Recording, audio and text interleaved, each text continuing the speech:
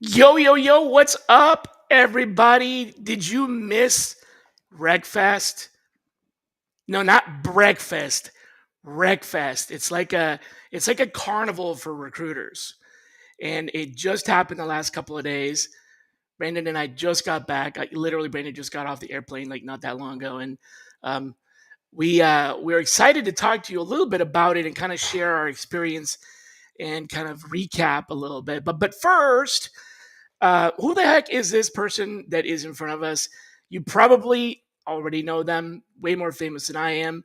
Brandon Jeffs, founder of Building the Talent Machine, which is a company, I guess.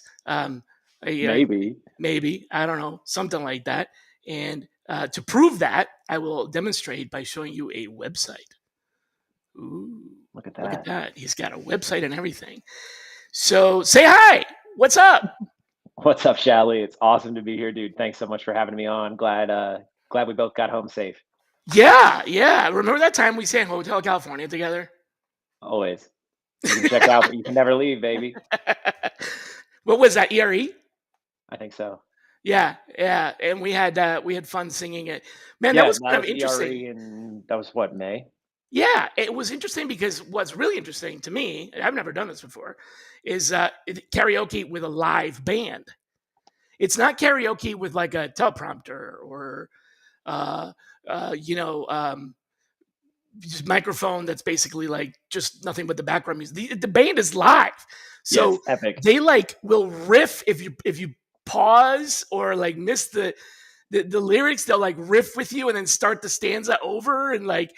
Yes, it was fun. It's actually kind of like singing with a live band. Anyway, so you were the only one that stood up and gave me some moral support there. I was in my little wheelchair. I was singing karaoke to a live band from a wheelchair. So good, dude. You know, life is strange, isn't it? How it does that. But tell us a little bit about what is Building the Talent Machine, just for people that don't already know your famous self. Yeah, totally. Absolutely not famous, but I appreciate the glow up. So, Building the Talent Machine, we are a content and creator studio that services the recruiting technology industry. I'm a recruiter myself. We fill recs. I source. I've worked in public, private equity, and startups the last 10 years, and I've built a career in this recruiting community, and I love it. I love storytelling. Recruiting is storytelling. So I got a podcast mic in a white elephant Christmas gift a few years back, and I said, "Screw it, we're starting a podcast." So Building a Talent Machine is all about storytelling from talent leaders who have built the talent function or built a significant business group's recruiting function at a tech company.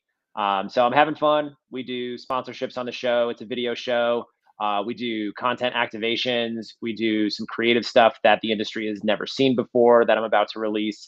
So I'm just having a good time. And of course, we do search. So if it's engineers, if it's go to market, like we'll take those recs. But it's your show. You're not like helping other people launch their podcasts. It's not like that. No, I do that just out of like, friends and family hitting me up being like, "Yo, how did you do this?" And it's like, how "All right, do I'll you do give this? you How the do you do that?" And pointers on. Oh, okay. This is my show. I'm the host. I'm gonna have to call you because this shows me. Can you believe this?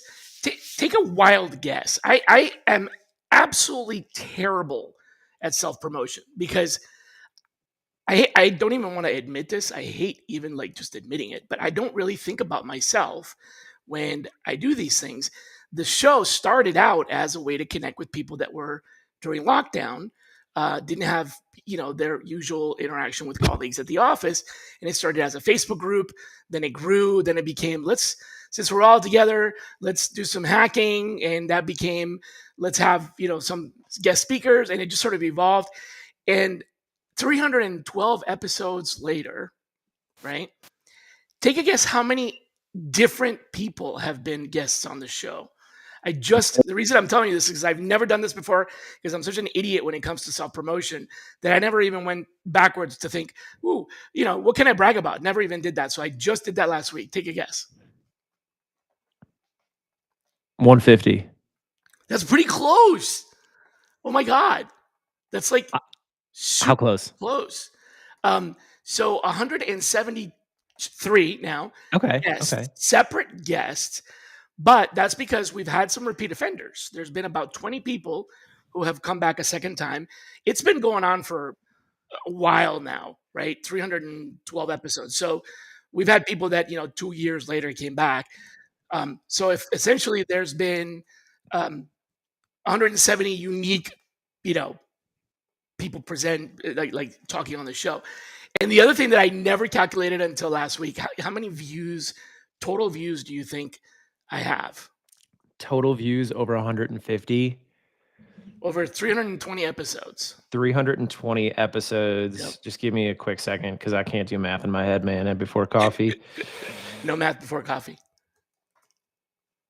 Yeah, 331 episodes actually. I think I'm gonna go like 2.9 million. Nah, not even. No, not No. even. No. Okay. I was impressed with the number, but it's only about 12,000 views. 12,000 views. But yeah, that's got it. Sorry, unique. okay. Yeah, 12,000 unique people have viewed an episode. Oh, basically. that's incredible. That's Which a great number. I think is a pretty good number. Yeah, 100%. I don't even know if that's a legit number people track or whatever, but it's, from my YouTube statistics. So I'm like, hey, I should brag about that. That seems No, to you should. me like it's somewhat significant, you know? I posted a video, or I did a video for a client, and it was off the shelf content where they, rent and, contract my video production team. So a guy with a 4K gimbal, they rent my image and likeness. I'm the subject. I do all the scripting, creative direction. Not- And when I saw it, and I saw that it hit like 36,000 unique people off one video, I was like, this is crazy. This is like if Madison Square Garden was filled and we were like, hey, we're going to play you this video, New York City. Right. And they That's all why just I watched it. Yeah, that's why I don't Yeah. like really care about the metrics. And my whole thing is like No, I keeping a never genie did. in the bottle is because like even the emotional difference between getting 700 impressions to 1,000 impressions is so much different from if I get 7,000 impressions to 70,000 impressions on a post. I don't know what it is. And I want to have conversations and talk to people. Even Right. if I Yeah. reach one person or one person responds with a laugh, if I drop a joke, which I do a lot, like That's that makes right. my day. Yeah. And to me, this was an impressions. This was like viewers. Because I didn't even look at the impressions. I have no idea. It's Yeah, I was probably thinking like 3 million impressions, not unique viewers. Yeah, no, I didn't even look at that. This is very new to me. I mean, I've been doing the broadcast live, just kind of recording and broadcasting, but never really kind of went back to do anything like that. So I could probably use your services. But anyways, we just got back from RecFest, which is in its, I don't know, third year or something like that. And it's a very different event. I'll give you my take on why I think it's so different because this was the first time I attended. And then you probably been there before, so I'll let you kind of chime in on that. But my reasoning for why it's different is because it's in my experience, a lot less pressure, much more casual. Yeah. In other words, I felt like I didn't have to do anything. I didn't have to go to the sessions if I didn't want to. There are always 4 sessions going on in like four compass points of the event. I didn't have to walk the booths if I didn't want to. I felt like there was a lot more conversational. I felt like it was more of like a gathering rather than a conference. It's still a conference because there's still speaker sessions and their content and there's still booths and all that. But for me, it felt like that. So I don't know. What's your take? And is this your first or So I think that's a good description. It's for folks that haven't been, it's outside under circus tents. You feel like you're at a festival. It's been going on in the UK for quite some time. So it kind of borrows that like England music festival vibe. And apparently I haven't been to the one in England, but apparently it's like real rowdy over there. They drink all day. It's more agency focused. Here it was more a collection of friends socializing, seeing the vendors loosen up a little bit, seeing Loosen up a little bit, yeah. newer faces on stages. I think Jamie Leonard and the team over at the recruiting events company do a really good job of putting people on. And he put me on the map a bit 3 years ago for their first RecFest in Nashville when they came to the US. I remember I saw something and I was like, this is cool, a recruiting festival. And I just started gassing it up online. And then Jamie hit me up and he was like, yo, can you speak? And I was like, what? I'm just like some goober. So this is the third year I've spoken. Last year I did a bunch of content for him doing like man on the streets. So I'm all over their social. I love the team there. And then this year I hosted RL 100, the first It's a day of the pre-conference. Oh, okay. And then my company works with clients and vendors in the space. So like one of my sponsors and clients is Built In.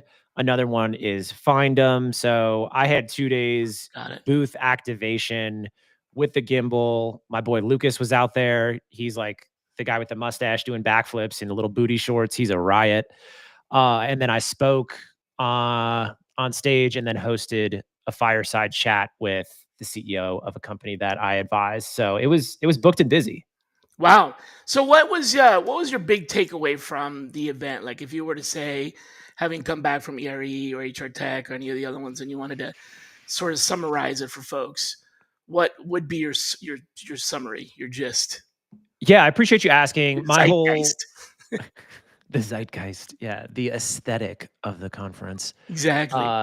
So I've been at all the major conferences thus far. That's part of building the talent machine. We're doing this like neo analyst broadcast journalism style, attend the conferences, report back, upskill and uplift the recruiting industry. Sounds extra pretentious. I love it. Super pretentious. I barely have a degree in English as a first language. So any opportunity I have to sound pretentious, Shally, I'm going for it. I used to write for a newspaper. So By the way, I mean that in the most respectful way possible. Yeah. If you're not trying to sound pretentious as a recruiter in tech, like go do something else. No, the big takeaway for me, I'll be honest, I was very heads down against deliverables, so I didn't get a big 30,000-foot view of the conference because I was so laser focused. My calendar was literally stacked the entire time. I think like I had a chance to go to the restroom maybe once each day. But the takeaway for me and my experience they were very nice, by the way, for outdoor porta potties. They were extremely swank. They were swank. No, I think the takeaway is community, man. Like I talk a lot about community. It's probably one of the overused words in our vernacular, particular in B2B SaaS. Okay. The only thing I've heard that's probably more overused in recruiting tech than community is culture fit. But I felt a sense of community being there around my peers, friends. When you're in your 30s, it can be challenging to make friends as an adult. And coming out of the pandemic as a lifelong extrovert, I had appetite to make more work friends. I've been working as a recruiting team of one, like first recruiter into a startup. So the last few years for me is about community building, and it's honestly about friendship. So for me, the theme was friendship and being able to see other people make friendships. For example, there's like this group of women in the talent collective that Natalie Stones runs. Natalie's the head of events and community at Find 'em now. And there's like all these recruiter girlies that just have each other's back. And it's so sick. They're like making bracelets. They're doing happy hours and breakfasts, gassing each other up. Like I love it, man. So for me, it was all about friendship. So really super social. Now, if you wanted to explore vendors, you would have had a chance to, right? Yeah, there's a shit ton of vendors. Yeah. And then if you wanted to see sessions, there was a lot continuous lineup of like the agenda. I mean, if I was to, I tried to kind of summarize the topics, and there was so many. I actually went into the sessions app and I tried to do a filter to like which ones do I want to go to, because sometimes there were 4 at a time. Yeah. And other times they sort of staggered them. And so I did the thing where you choose topics. And I'm just gonna I'm gonna read you this. Like, this is the choices of topics. AI and automation, analytics, assessment, budget, candidate experience, contingent labor, diversity, early career, employee engagement, well-being, mental health, future of work, and I'm still only like a third of the way through the Holy list. hell. And I was just like, I froze. I didn't even choose a topic from the list of things to choose from to filter the content because I was like, yeah, hello. Yeah. It was overwhelming. That's good feedback. Let's fly that up the flagpole to Jamie. I mean, I think it's great. I think I honestly, had I to do it over, I probably would have picked a track. Like Julia, she was the one that just commented here. She was the MC on one of the stages, and I think I probably would have just like stuck to that stage because like that would help me filter the topics. But I mean, I tried to walk around a little bit, and it was a little overwhelming with a lot of choices. But it was definitely fun. Now, if I told you, do you know what the composition of the audience, what the attendees was? Yeah, I did it's some more analysis on that. practitioner Okay. focused. That's something that I observed directly, and even my camera guy Lucas, because he's an amazing cinematographer. He's been with me on the road for all of these conferences this year. And It's he great to noticed that see too. him, and he was like, "Whoa, dude, this was crazy. We captured so much great content." And I was like, "Yeah, because it was more practitioners, and the difference Right. between a Vegas conference and RecFest is, it's $100 to get to RecFest.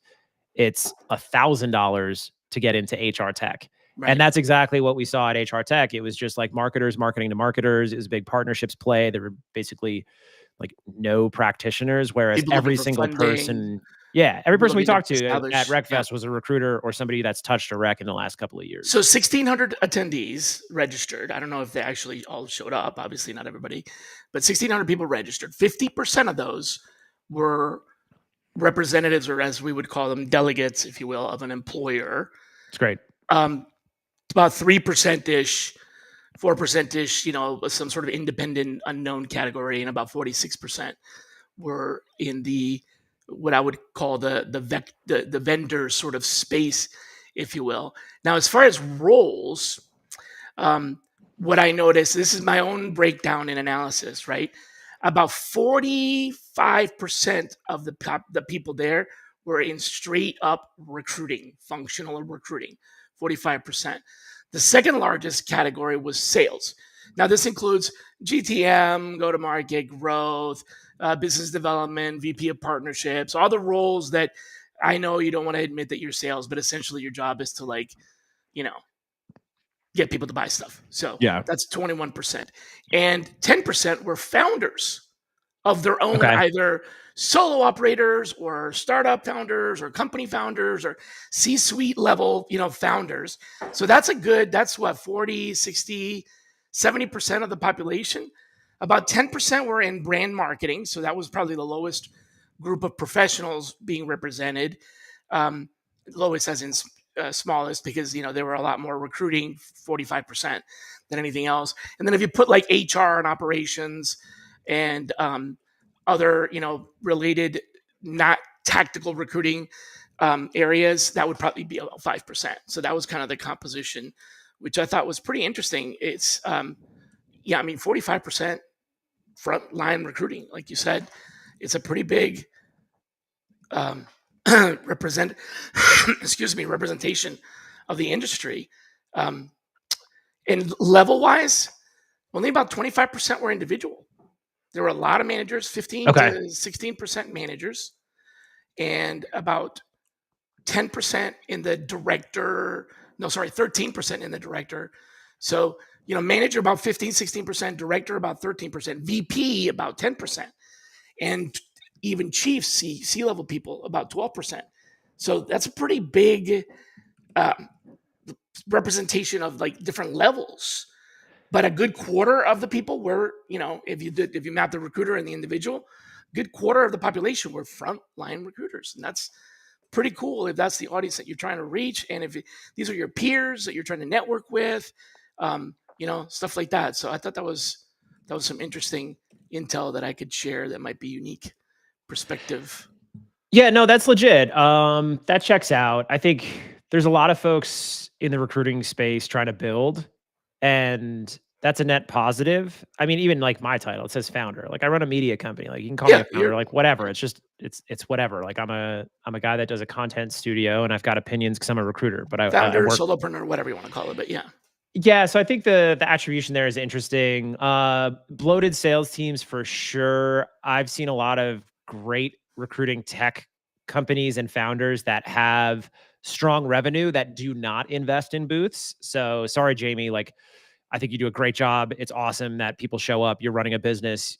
You doing this allows us to do it. So there's so much gratitude, but you don't have to necessarily buy a booth in order to have an impact. And I see a lot of founders that just like pound the pavement at these conferences and they just have a different approach. But there is a false positive of the state of the market. So if you are a practitioner, maybe you're that IC and you go to the recruiting conference and it's the biggest recruiting conference in the world. And you don't see a company, there is a noticeable impact when those brands are not there. So I'm that's texting my friends interesting. that work at those companies and it's like giving them that intel. You But kind at of the end got of the to day, show like up, you kind of have to, but you also kind of don't. It depends on your ICP. And I think what we're right? seeing is, especially in the ATS market, is over the next 5 years, the market cap is going to expand by 2 to 3x of its current value. So if we go from about Spleen. to 2.5 billion market cap for the ATS market. There are estimates that it's going to get to 6 billion in the next 5 years. So there's Oh, just ATS. diversification, Oh, okay, just ATS. So what okay. that means is like if you're on stage and you're looking out, it's like, well, what is 2 to 3x the volume of half the vendors look like? So what's happening is vendors are niching down, and as a result of niching down, it's harder to understand if that 50% of the attendee list is within your ICP. So Oh, there were vendors that were absent that have their own conferences. And instead of investing, 50, right, 60, 70, right. $100,000, I mean, like, what is it to go to HR tech? $1 million. They can just throw their own party and invite the exact people they want. So there's a lot of ways to skin a cat when it comes to biz dev, and the way buyers buy software is changing. But it's also good to remember that like this stuff is so cheap at the end of the day. Like we're talking Right. about like software that costs 10, 20, $30,000 a year. Like that's nothing compared to other business groups' tech stacks. Wow. Okay.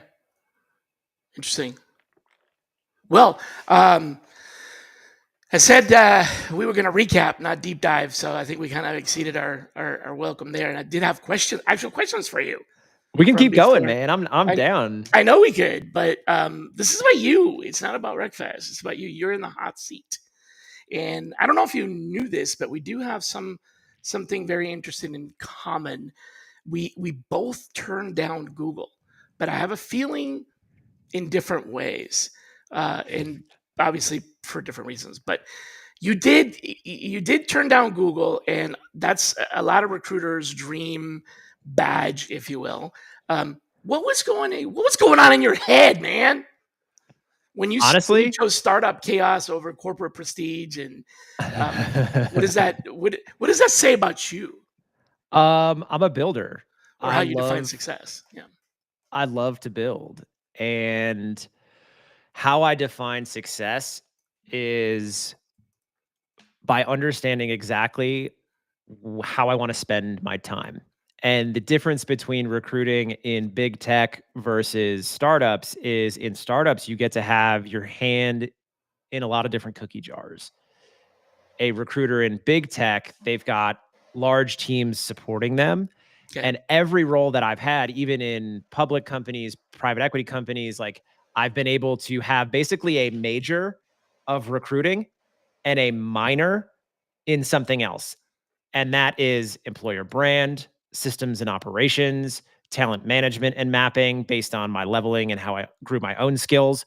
So if you go into big tech to be a recruiter, like you're going to be a recruiter, you're going to be booked and busy talking to candidates, doing first round screens with people that already know about your brand. It's their dream job anyway.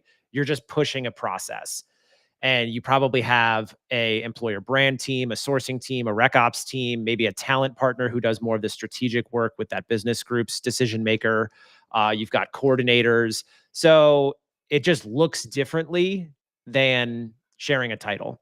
So Google specifically, who didn't want to work for Google? They were like the hottest shit in the 2010s. Every other company decided to mirror their people operations and recruiting processes after Laszlo's book.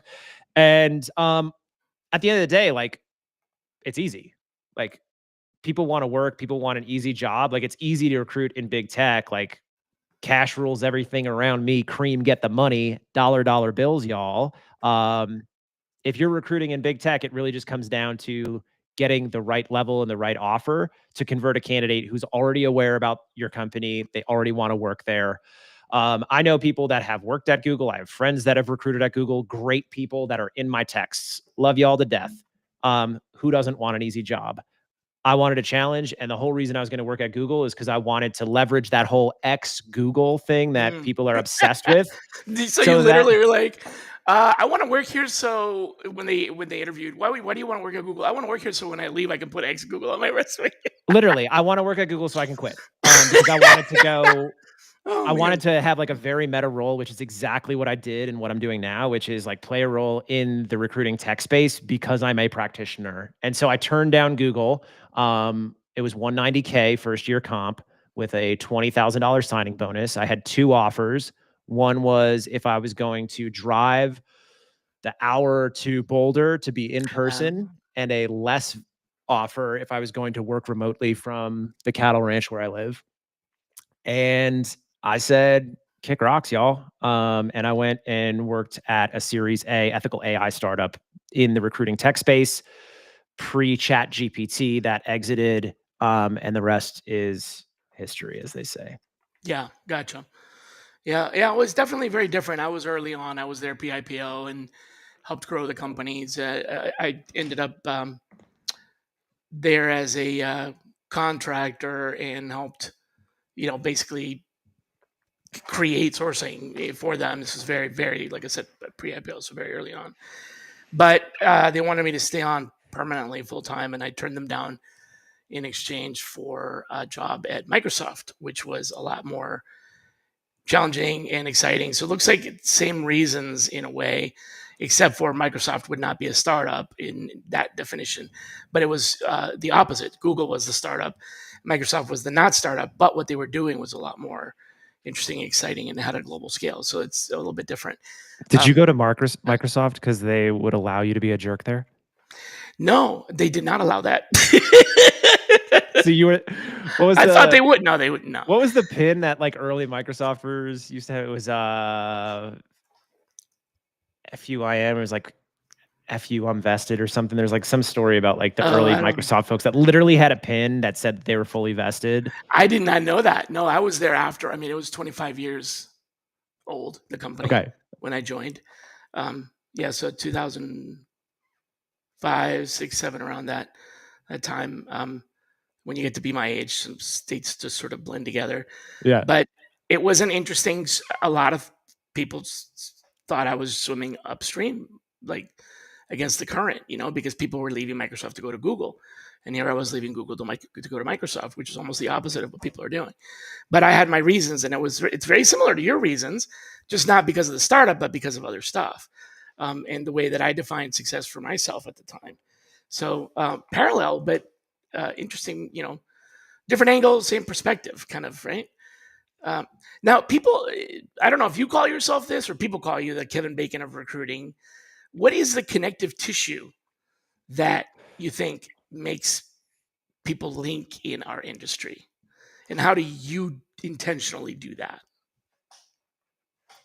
The the connective link is two things: empathy and optimism. Before I got into recruiting, I followed my passion. I lived a lot of life. My first job out of school in the Great Recession was driving a forklift outdoors in a lumber yard, running a saw in upstate New York. I have an indoor job where I get to wear slippers, so I traded in my steel toes.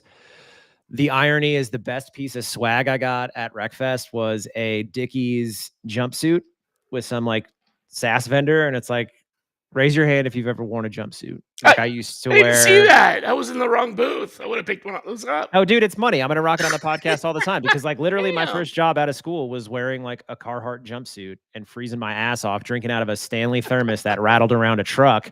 And now it's like Carhartt and Stanley's in vogue for software types. And I think what that taught me from my first jobs I had as a kid, the upbringing that my parents instilled in me, is a lot of empathy and understanding that people have lived a variety of human experiences. And if we can connect with that in different ways through empathy, understanding, a perfect example, Shally, is all of this talk about like the 996, 712 culture. People online are What? so angry Hold on that a second. Run folks. that past me again. I did not Oh, catch so the 996 work culture is working 9 to 9, 6 days a week. So Oh. 6 or 7 12s. And it's basically just talking about people are angry that companies have these grind work cultures. Well, the reality is poor people work yourself to death is kind of work themselves to death as well, and they have Yeah. 2 jobs. And young people are working 70 to 80 hours. They're doing something 78 to 80 hours a week anyway, so why not work for the potential of life-changing equity? I had to work 80 hours when I was 23 years old just to pay the bills, and there was no equity associated.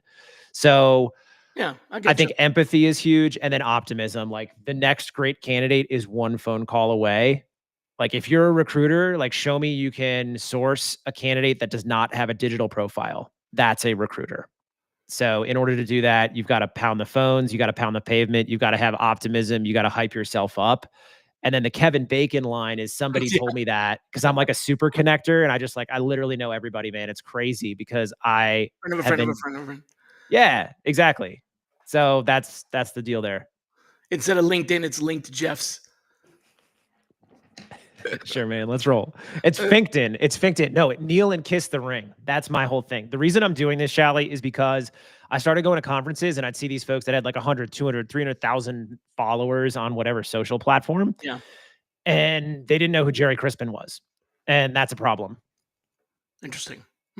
So if you're going to talk about recruiting and you don't know who the powers at B are or who the folks that came before you, if people don't know who Shally is, if people don't know who Steve Levy is or Dean DaCosta or Carmen Hudson, that's like it's the giants on whose shoulders we all ride. Yeah. Well, I guess it's easy to forget or maybe not even pay attention to that when you're just getting started. No. It's easy to sound like you know what the fuck you're talking about. Oh, that's also online. True. Yes. Sorry for the F-bomb.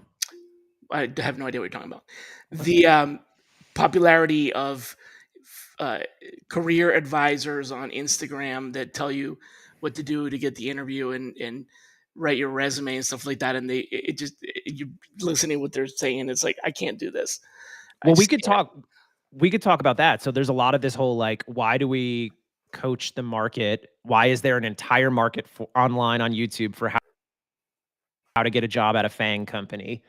It's just entertainment, I think. Yeah, and when we think about what we did during that time, so why does the XYZ formula for a resume exist? Well, it exists for 2 reasons. One, because when Laszlo Bock was building Google and deployed that methodology for advice, they were training the market.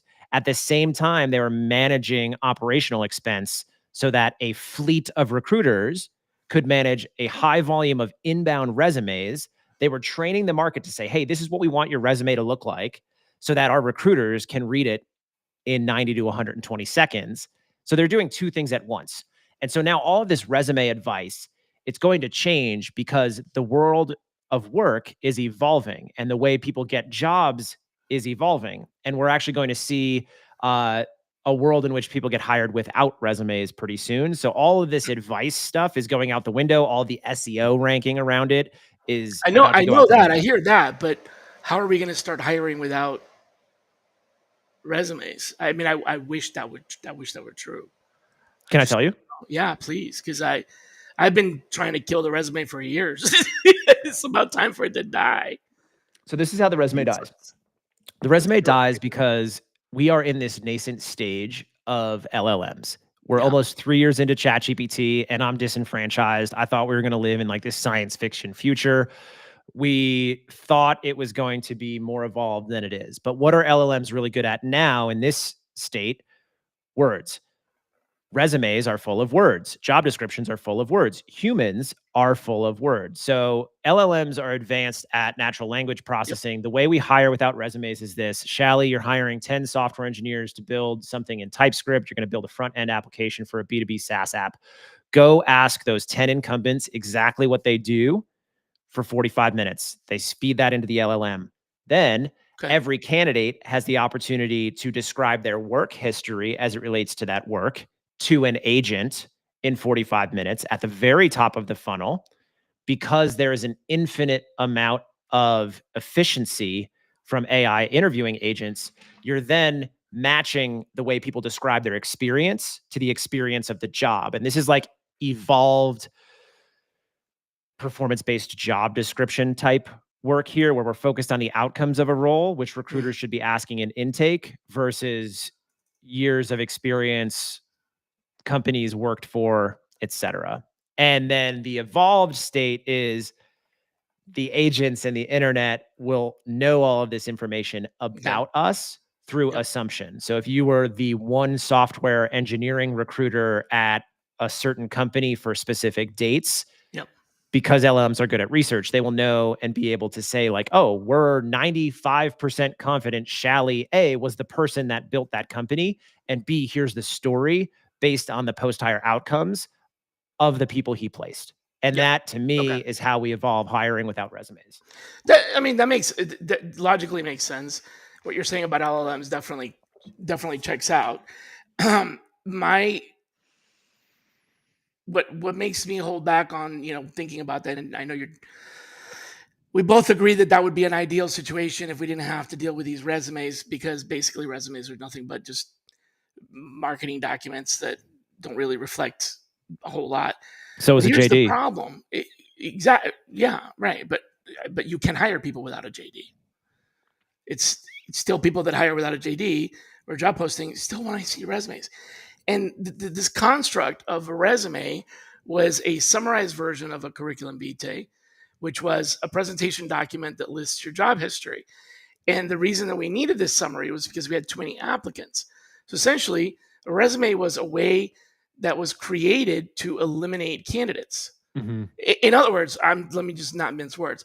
Resumes are specifically, the intent and purpose and use of them is to eliminate you. That's what they're for. That's what they were designed for. That's why employers ask for them. They're not asking for your resume to include you. They're asking for your resume to exclude you. And so what you're describing is the opposite of that. It's including people for the right reasons, which is the diametric opposite of what we're doing. So in order to go that way, we'd have to literally 180 our thinking and include people as opposed to exclude them. As long as we're looking to exclude them, we're going to be relying on this easy, I can look at this for 10 seconds, see that you don't have the right job title and send you a rejection letter, because that's what we've been doing. And that's what they're for. So you're not going to get rid of, sadly, you're not going to get rid of something that's being used to exclude people by giving them something to include people. Yes, but this goes back to the whole Laszlo Bach training the market in this XYZ statement for the resume to shift from that original CV model into more of that marketing document that you said, so you can talk a little bit about the work you've done. But I think the feedback I have on my experience hiring the last few years working with like director plus placements into early stage startups is the founders I work with, the first thing they want is the LinkedIn profile. They don't want a resume. They want to know. Right. Resume, LinkedIn profile. Yeah. Well, exactly. I think they're different because the LinkedIn profile, like, there is a false positive as well. If you have a great LinkedIn profile that you are, have more skills, have more experience, more aligned. It's all the way candidates present and pitch themselves. And an example of this would be like, I've interviewed pretty much all the SDR AE influencers out there. I've gone and poached them over the years. They're actually not that impressive. Some of them are, but some of the least impressive sales folks are the ones that have these inflated profiles where they look super visible, or maybe they've got that Yep. like engagement I see what you're pod, saying. and it's like, actually, like, let's go find a person who has different behavioral traits than just having a shiny LinkedIn profile. Or whatever profile or resume or whatever. Yeah, I get you. And then on the technical side too, you have founders who are like, oh yeah, I don't want to interview any software engineers that haven't, had a commit on GitHub in the last 6 months. Well, see, that's a fallacy because, well, you're shaking your head up and down. You probably know what I'm about to say. They may not have any public commits. They're private. Or they're busy. They're doing their Or job. yeah, or they're using some other Git. They're using, so there's a billion reasons for that. The most common one, as I was in that space, is the fact that they do have published works, but they're password protected. You can't see them for a reason.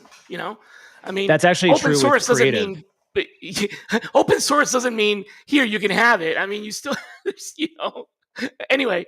But I just realized that you're in the tech sector, so in other areas where that may not necessarily, the ChatGPT describe your job kind of analogy thing may not resonate with people. There's others as well. For example, I think the extended trial, the pro tem period, the like, let me do the job for a week and I'll show you what I can do, capabilities wise. Like, that's another way to hire people without needing to have a resume. Oh yeah, Try before you that. buy, or internships, or cooperatives, apprenticeships. There's all these other ways that don't require this one page, document that's basic. Yeah, I'm preaching. I come from the restaurant industry, Shally, and if you Make me get an omelet. hired, if you get hired in a kitchen, like you stage. Like if you're going to be a line cook, if you're going to be a sous chef, like you stage, you work for free. I love that. Yeah, in here, tech, make me an omelet. Let me see what you can do. yeah, or it's like, look at our menu, add something to it. I love that pressure. Here's the thing. This ties into skills-based hiring. People want to talk about skills-based hiring all the time, except for when it's time to pay a vendor to administer it. Or if you're a candidate, prove that you got them. And that's what I love about that humanity element of being in a kitchen, be like, okay, I'm going to cook something. If I don't cook something great, if I don't, work an evening shift for free, I'm not going to get this job. Now in tech, where there's money oozing out of There's ears, other ways to do it. There's other ways to do it. And I think one of the ways to do it is this like contract to hire or fractional to hire, which we're seeing more nomenclature around. So there's tons of ways to hire folks, but it comes down to what do candidates want to do and how bad do they want it. That's a good point, and that's aside the point. I think that the resume death, and now, unfortunately, we have resuscitated the resume in the form of a LinkedIn profile. So when I say kill the resume, I'm also saying kill the LinkedIn profile in a way. I would love to be able to see content on LinkedIn that's more about what it is that you do versus this kind of like artificial storyline. Dude, right? Tell me about it. I spent all this time and money producing these like killer 4K videos, flying my video guy out, having a blast. And then I'll do like a shower thought post that goes viral. And then like the shittiest algorithm engineers in the world work at LinkedIn. So it's like, great. Now I've got to wait 4 days before my next post, because if you have a viral post, they dock you for your next posts. And then like, it's not like Twitter or TikTok. Yeah, you can't. If you have a hit, your next one better not be a hit. Yeah, it's like, why are we doing this? And they don't pay creators. No, I don't know. Imagine if you could sell ads on your own profile.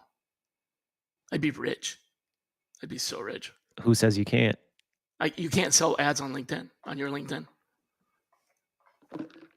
Define ad, baby.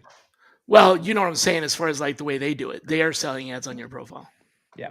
Yeah. You know what I'm I'm going out to LinkedIn Connect next week, so we'll have this conversation in person. Let's do that. Sorry to any software engineers that work at LinkedIn on the algorithm. It sucks. It's not your fault. It's humans. I wrote about that. Yeah, there's a post about that, about why it's really not necessarily the algorithm itself as much as the way we humans use it. But anyway, you were talking about video, which actually is a really good segue to one of my other questions. In your videos, you make recruiting look cool, which is basically sorcery. I think it's cool. It's super fun, dude. I'm primed. I I told people this on stage in my Yeah, talk. but how do you do it? Like what I'm saying is, Oh, you how do know, I make recruiting? how do you look make cool? recruiting look so cool? Because the average person, and I'm not saying you're by any means average, but what I'm saying is a typical person that's going to go out there and create content, it's going to have a hard time making recruiting look cool. I'll tell you how I do it. It's this. I've been a solid B+ at everything I've done in my life with So will you script it? minimal effort. And here's the thing. uh, I'm happy being B+. The delta to become A, to go from B+ to gotcha. A- to A, is not worth the effort. I am able to That deliver makes value sense. to clients Right. when it Yeah. comes to recruiting.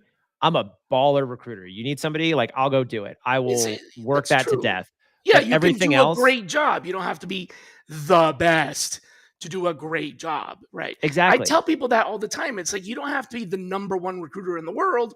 If you're the number one recruiter in SaaS in Atlanta, that's pretty darn good. Dude, If you're one exactly. of the Like top 10 in SaaS in Atlanta, you know. So yeah, I get that. But the like Brian question that Fink. I Brian Fink have, is the best recruiter in the world. I'm never gonna be Brian Fink. But if I hang out with Brian Fink, like, I can be a great second fiddle to Brian Fink and learn enough to be dangerous. And that's like the only reason I'm here in front of you today, is because I'm like good enough, and the stuff that I suck at, I'm like good enough at the good stuff that the stuff I suck at doesn't matter. That's but startups, dude. But It's I want to like drill down a little bit more and get to like the ingredient, right? So the secret sauce. it's taste. So It's is taste. it I'm a millennial sneakerhead who loves art okay? and culture, and because I'm B+, I wasn't good enough at music to be a professional musician.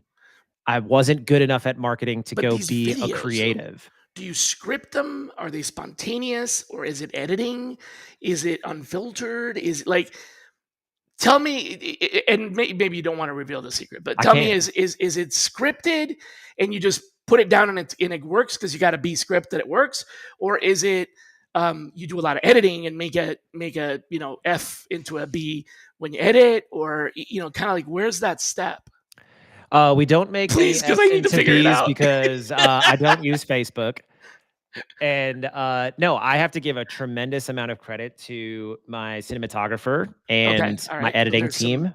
My so there's some cinematographer is named production. Lucas Lacey. He is Okay. probably somebody you've seen on tour with me if you've been out on the conference circuit. And he's incredibly talented. He is a ex parkour athlete, shattered his kneecap. Instead Ouch. of going to stunt school, he went to film school, picked up a camera, started filming parkour, and he just graduated school in May. We started working together in March. So it's an Right. investment. My company, Building the Talent Machine, is a very real content marketing studio. Hmm. We will Yep. deliver value for the recruiting tech industry better than any other company on Upwork, any other local studio, because we have knowledge of the space. And that's the differentiator is I've got 10 years of recruiting, Shally, to know what moves people around recruiting. I have insights, I have informed opinions. That's why clients want to work with me, because it's not enough to just hire some studio team in New York to come out and film your CEO and Yeah, bring something overproduced out of them. video is not it doesn't work anymore. So And there's then the let me be script is off clear. the cuff, or sometimes it's read. Okay, so And if I'm doing a unscripted, off the voiceover, cuff, good production value, but not Hollywood studio, right? That's yeah. okay. And companies need three things. They need 4K professional video production, on-air talent, and distribution. We Okay, do all three. nice. Last question, because I know we're getting pretty close to time here on the questions that I had for you. We have this humor thing in common. We both use humor as a bit of a Coping mechanism. exactly, or also Trojan horse that helps with breaking the ice um, and it takes a little bit. I know sometimes I miss with my humor and I go too far one way or the other. But do you see humor as a recruiting strategy, a brand amplifier, or um, rebelling against beige? D, all of the above. Life is too short Okay. to work on. Life's too short not to work on cool Humor problems and with recruiting interesting pieces. strategy, humor for brand, humor for rebellion, and Yeah, dude, okay. like I go to recruiting conferences, like I'm out at HR Tech in a tie-dye shirt and cowboy boots, and Lucas is there in booty shorts and a tank top, and it's at HR Tech, and people are like, who are those people? It's all brand. That was me. I used to wear shorts at these conferences, and people thought I was crazy. Yeah. But it's because I wanted to wear shorts. And then here's the thing, it's recruiting. You know why it's recruiting, Shally? Because I got that boyish skin tone. When I do recruit those early career sales folks, Gen Z, they think I'm one of them. I'm 38 years old, dude. I'm the only influencer you'll ever meet that doesn't have social media. I am so Gotcha. lucky that I get to wear slippers instead of steel toes and talk to people for a living. And so, like, legit, straight talk on the humor. If you make a mistake and you offend someone with the humor, it's almost like, okay, hey, look, sorry, I didn't mean to offend, but like, I'm trying something here, so Oh yeah, and don't over like. I think people sometimes get to in recruiting, they're like, I don't want to offend anybody, so I'm not going to even try to be funny. no one Okay, orders milk toast at brunch. wait, there you go. Okay, that makes sense. Got to have that crawfish pie with etouffee and yeah, milk I'm a toast. green juice boy. Milk toast. Where did you even get that from, man? Wordplay. Milk toast. All right. Well, I gotta let you go, but before I let you go, I gotta give you 2 questions that everybody gets. The first one, nobody's gonna get away with coming to the show, and that is, who should be our next guest? Your next guest. It doesn't mean they'll accept my invitation, but who should I invite? Oh yeah. Let's play tag here. Yeah, right. Exactly. Let's You know pass the who's tag along. You know who would be really good actually as a next guest is my homie Nate Wiley. Do you know Nate? No. Nate runs a recruiting company called Infinite Talent. He is an amazing technical recruiter. He built data science team at Lyft. He's super legit dude. He's in the South as well. He's not too far Okay. from you. I think he's in Raleigh, North Carolina. Wiley, so you should have like Wiley Press or whatever. Yeah. It's WYLIE. He was at RecFest, so hit up Nate for sure. Got to shout him out. He's such a good dude. Will do. Also a veteran, so thank you for your service, Nate. And then, man, I'm coming to Atlanta. I'm actually doing a road trip. I'm starting something. Come And I'm gonna visit. be Atlanta, Asheville, Nashville. We'll be back down there. Come visit. You got my number. Come hang out, or let me know when you're here, and I'll show you around a little bit. All right. And then the last question is, for folks that watch this as a replay, and I want them to be able to do something for themselves, like give us something to ask ourselves that's introspective. So, what should we ask ourselves about your subject matter that you're passionate about, or anything that you're passionate about, that we should ask and answer for ourselves? Ask why you do it. Before you log on and sleuth the internet and start setting your sequences, before you book your calendar with 6 to 8 screens a day, things that are just the daily rhythms of what it takes to be a recruiter, ask yourself why you're doing it. I know why I'm recruiting because a recruiter gave me an opportunity and I was able to advance myself in my career, have financial security. I used to live paycheck to paycheck. I used to work in a homeless shelter. I used to not know what I was going to do with my life. And recruiting found me because of a recruiter. And it has been the most fulfilling path that I could have never chosen for myself. Why do you do it? Yeah. So instead of WTF being, Whiskey Tango Foxtrot, it would be more like why Tango Foxtrot? I like that. Why Tango Foxtrot? Why the F do you do it? I like that. Sweet, man. Thanks a lot. Appreciate it. Hey, this was awesome. We are right at 2:00, and so we gotta turn things over to the airwaves. But I'd love to have you back, and definitely please hit me up when you're down here. Yes, absolutely. Sure. Thank you for having me on the show. I came in a little hot and a little spicy from the trip. I'm glad you got Love home. It. That Love sun it. must have been getting to me. It was to me too. Yeah, folks, next Friday, we have Ashley Surratt. You probably recognize the name. So she'll be our guest next Friday. Hope to see you back here. Until then, be kind to yourselves.